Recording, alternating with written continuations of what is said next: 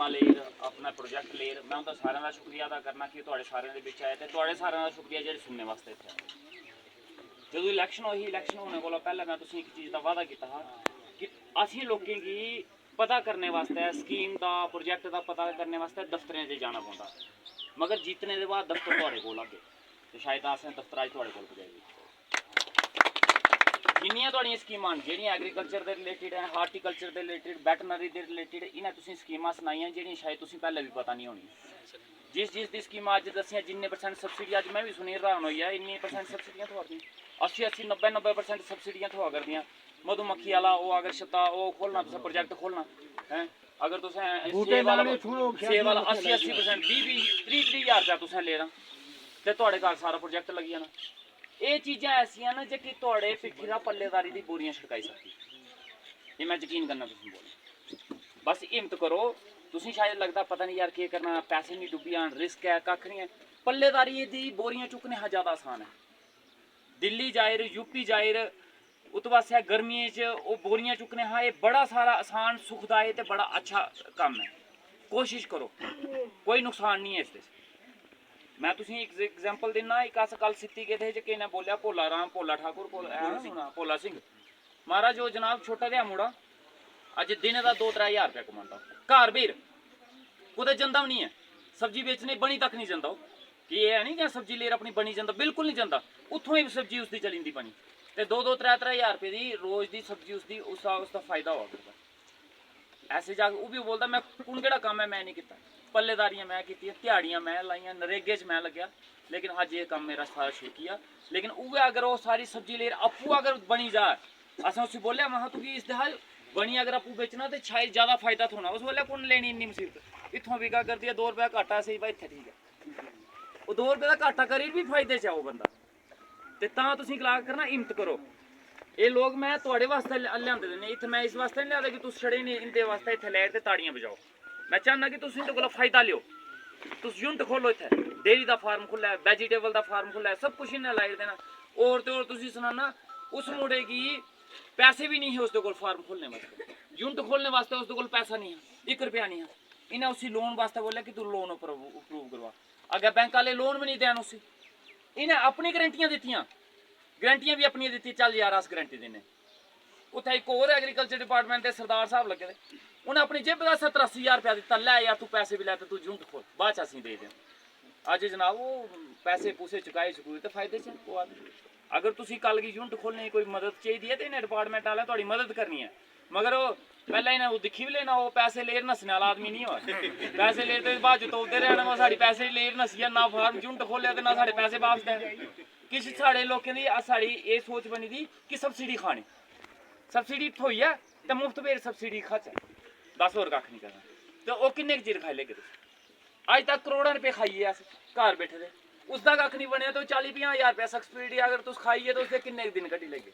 लेकिन उस सबसिडी के बल बोलते उपर तुस आने आह्ले अपने बच्चें गी पाली सकते हो, अपना पूरा परिवार चलाई सकते हो।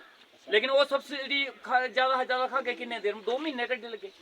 लेकिन उसी सबसिडी की सही तरीके कन्नै लगे तो तुहाड़ा पूरा परिवार चली पौना। कई यूनिट खोली जाने उसके उपर होर 9 यूनिट खोली लेने तुस।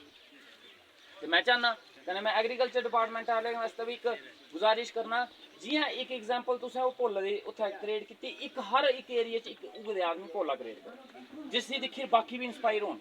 उनें लग्गेआ कि यार ये करा करदा इसी अज्ज जिन्ना फायदा होआ करदा। दिक्खो दिक्खी अस लोग थोड़े ज़्यादा माहिर न, आपूं करने हा ज़्यादा अस दिक्खो दिक्खी च ज़्यादा वो कोशिश करने होन्ने।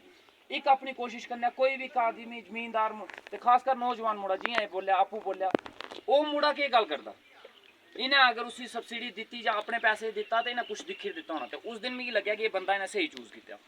वो मुड़ा के बोलता वो बोलता कि बूटे गल्लां करदे, उस मुड़े ने गल की कि बूटे गल्लां करदे, तुस उसदे कन्नै उसदे कोल जागे उस आपूं तुसीं सनाना कि मिगी केह् बमारी है। अगर कोई आदमी ये गल करना शुरू होई है तो सोची लो उसका किन्ना इंटरस्ट है बूटे च।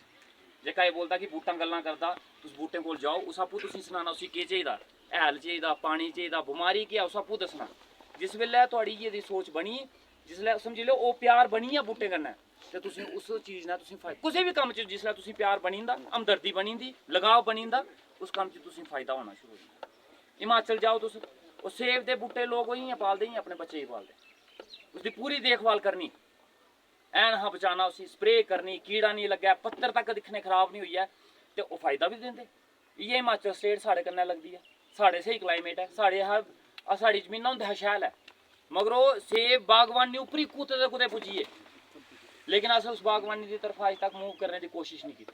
शायद तुहाडे कोल डिपार्टमेंट भी नहीं पुज्जे ते तुस भी डिपार्टमेंट कोल नहीं पुज्जे। हुण बिच दा जेह्का सफर है असें मुकाना, तुहाडा ते डिपार्टमेंट का सफर हुण थोड़ी देर के अंदर अंदर महीने 2 महीने के अंदर अंदर ये साढ़े डॉक्टर साहब आदे ते ये साइंटिस्ट भी न, इन्हें इत्थे तुहाडे बागें दे बिच बेर वो जेड़ा कीड़ा इसी लगदा, अखरोट गी लगदा, राजमा गी लगदा, वो तुहाडे बागें च उसी दिक्खियै तुहाडे सामने वो सारी गलबात करनी है। ये मैं तां करा करना कि ये क्यों जोर दिया करना, क्योंकि ये तुहाडे वास्ते फायदे का सौदा है। इ'यै एक चीज़ है जेह्की तुहाडे पल्लेदारी दी बोरियां छड़काई सकदी, ते इसी अपनाने की कोशिश करो। अगर तुम इसी अपनाइए कोई नुकसान नहीं है, फायदा ही फायदा। मेहनत करो तो फायदा ले लो। जिन्नी मेहनत तुसें पल्लेदारी करनी उसदा 5% मेहनत इत्थै, जिन्ना जोर इत्थै 95% तुस लांदे इत्थै 5% लाओ तो उसदे 10 गुना ज़्यादा इनकम ले लो। बाकी इ'यै दे प्रोग्राम होर भी अग्गें लगदे रहे। बाकी कोई दिक्कत परेशानी तुसीं तुस डायरैक्ट इंदे कन्नै राबता करो, ये तुहाडे कोल डायरैक्ट तुहाडे खेतें च पुजगे, तुहाडे इलाके च पुजगे, तुहाडे एरिया च पुजगे, तुसीं समझागे, तुसीं दसगे लाना कि'यां है।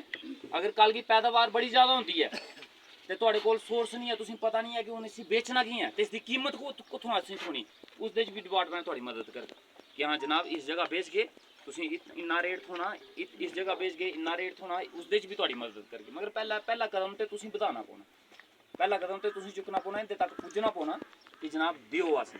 जद तक तुस मंगने ही नहीं आए, लेने ही नहीं आए, तां तक इन्हें करना भी क्या।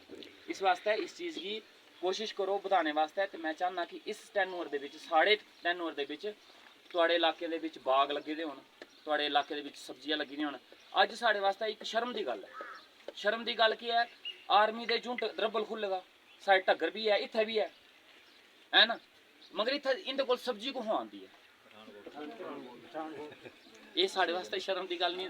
साढ़े इत्थों ਉਹ ਸਾਡੇ ਇੱਥੋਂ ਹੋਈ ਉਹ ਸਬਜ਼ੀ ਕਿ ਸਾਡੇ ਇੱਥੇ ਪੈਦਾ ਨਹੀਂ ਹੋ ਸਕਦੀ।